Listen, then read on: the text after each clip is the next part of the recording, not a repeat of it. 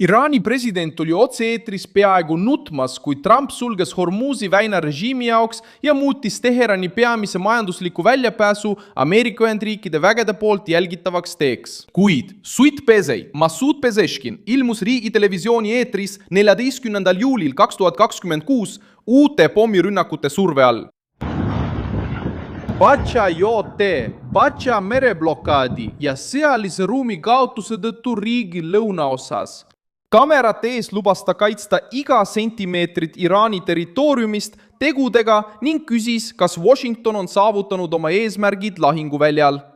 Milline on Ameerika presidendi retoorika? Vaata, nad jätkavad oma retoorikaga ja teevad neid asju. Aga küsimus on selles, kas nad on lahinguväljal suutnud oma eesmärke saavutada. Inimesed, kes otsustasid meie Iraani tükkideks jagada, kuhu nad lõpuks oma plaanidega jõudsid. Tegelikult kaitseme iga sentimeetrit oma maast, vastavalt oma uskumustele ja veendumustele. Ja need labased sõnad, mida nad ütlevad, on neile omased, mitte meile. Ja kuidas te näete Iraani rahva tuleviku teed? Meie esimene samm on tagada, et ühtsus ja sisemine ühtekuuluvus säiliksid. Iga sõna või käitumine, mis võib ühiskonnas lõhesid tekitada. See nõrgestab lõpuks meie jõudu. Kõne püüdis näidata kindlust, kui paljastas olukorra tõsiduse. Tunde varem oli Donald Trump taastanud kõigi Iraani sadamate, naftaterminalide ja rannikualade blokaadi. Samal ajal tegutses piirkonnas üle 20 sõjalaeva ja 100 Ameerika Ühendriikide lennukid. See meede ei takista teistesse lahesadamatesse suunduvaid laevu, kuid sulgeb koridori Iraani kaubandusega seotud laevadele, mõjutades eksporti, varustamist ja raha sissevoolu. Esimese 17 tunni jooksul suunati 2 kaubalaeva, mis üritasid tõket ületada, ümber. Pezeshkin rääkis vastupanust just siis, kui Trump hakkas kontrollima kriisi kulgu nii merel, õhus kui ka sanktsioonide kaudu. Kuidas reageerib Teheran, ilma et oma enda kaotus suurendaks? Pezeshkian vastas Trumpi väitele, et suur osa Iraani sõjalisest võimekusest on hävitatud ja püüdis muuta selle avalduse sisemise ühtsuse kaitseks. Riiklik uudisteagentuur IRNA teatas, et president küsis, kuhu on jõudnud need, kes tahtsid Iraani lõhestada ja rõhutas, et vastus tuleb tegudes. Avaldus tehti Teheranis elanikkonna ees, kes on pidanud taluma kuid kestnud sõda, majandussurvet ja sõjalisi kaotusi. Emotsionaalne toon ei muuda olukorda merel. Iraani valitsus räägib suveräänsusest, kuid nüüd peab ta tõestama, et suudab laevu liigutada, naftat müüa ja oma vägesid varustada Ameerika Ühendriikide järelevalve all.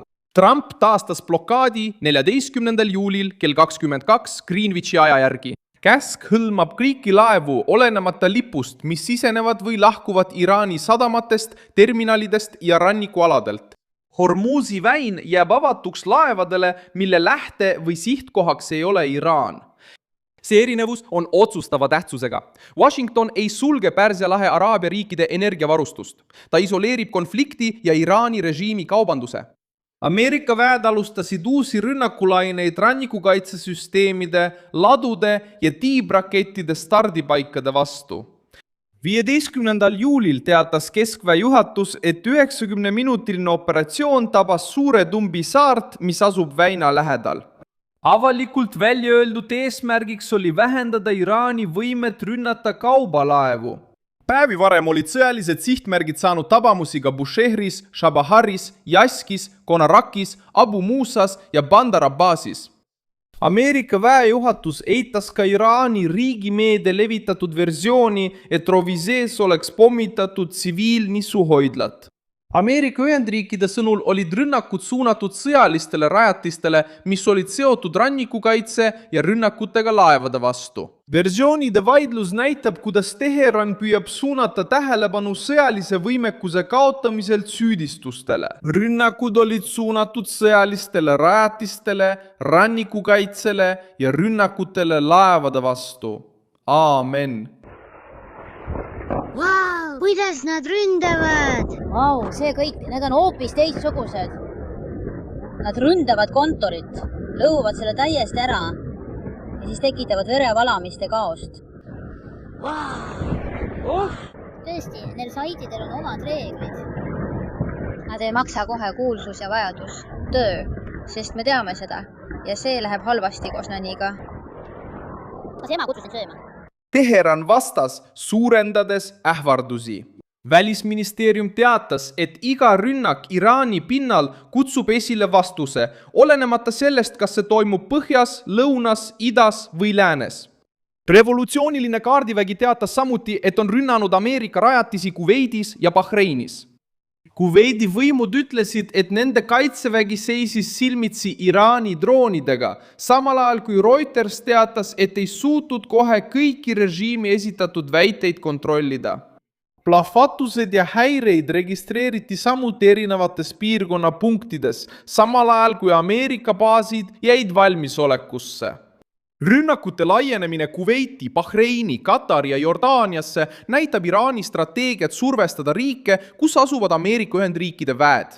Peshahjani jaoks seisneb probleem selles, et iga uus rünnak selle süsteemi või territooriumide vastu suurendab piirkondlikku toetust Ameerika vägede pakutavale kaitsele ja annab Trumpile rohkem õigustusi operatsiooni pikendamiseks.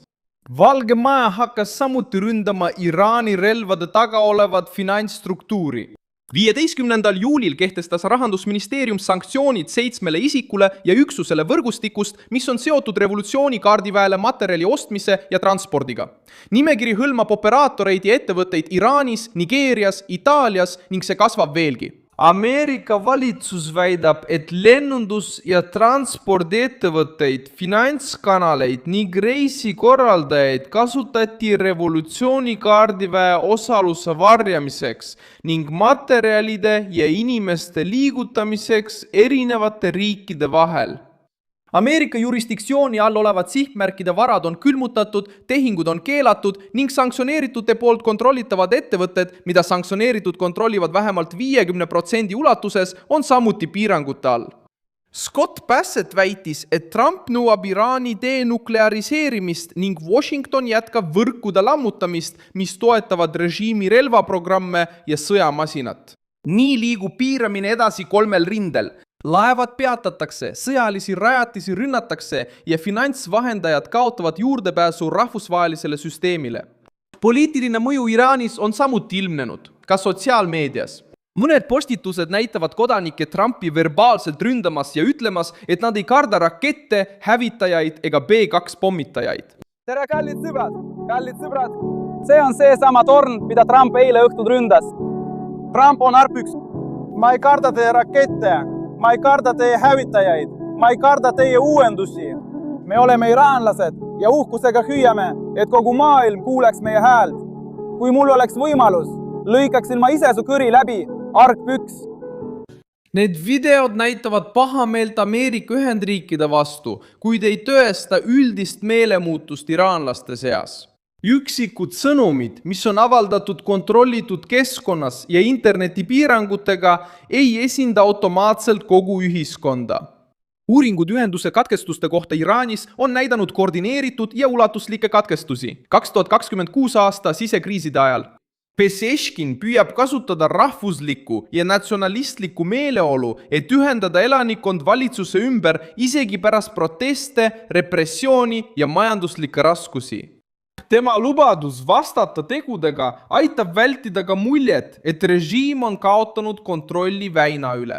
Kuid on suur vahe suveräänsuse kuulutamisel kaamerate ees ja kaubatee töös hoidmisel, mida ümbritsevad Ameerika laevad, lennukid ja jälgimissüsteemid. Donald Trump jätab avatuks diplomaatilise väljapääsu, kuid karmidel tingimustel. Washington nõuab, et Iraan lõpetaks rünnakud laevade vastu, lubaks vaba läbipääsu väinas ja alustaks uuesti läbirääkimisi tuumaprogrammi üle. Samal ajal ähvardas Ameerika president laiendada rünnakuid tehase ja sildade vastu, kui Teheran keeldub kokkuleppest.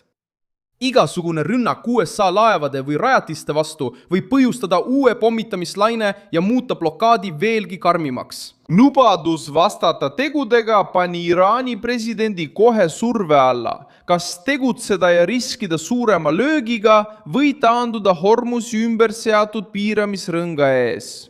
Suur tänu, et vaatasite seda videot lõpuni. Toetage meie projekti ja aidake rahaliselt, kasutades ekraanil kuvatavat Pixi võtit. Oleme sõltumatu kanal, mille eesmärk on anda teile tõest infot. Teie toetus aitab meil jätkata ja püsti püsida. aitäh!